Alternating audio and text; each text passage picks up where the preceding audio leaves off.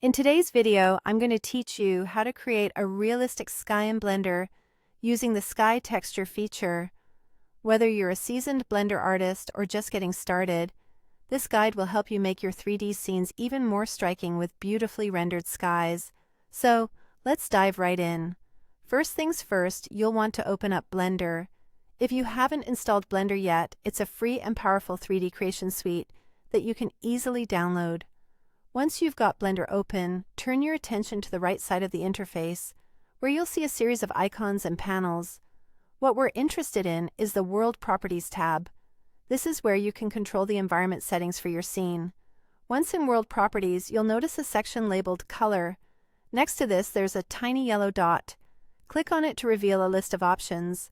By default, Blender uses a single color for the world background, but we're going to change that to give our scene more depth and realism. After clicking that yellow dot, a menu will appear, presenting you with different texture options. To create a sky, you'll want to select Sky Texture. This is a very powerful feature that simulates a realistic sky based on parameters like sun position and atmospheric conditions.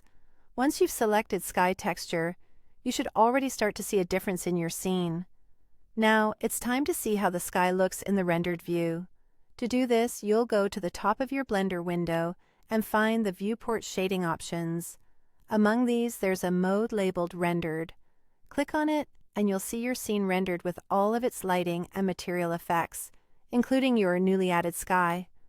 Back to the World Properties panel, once you have the sky texture selected, you'll see a range of options available to customize your sky's appearance.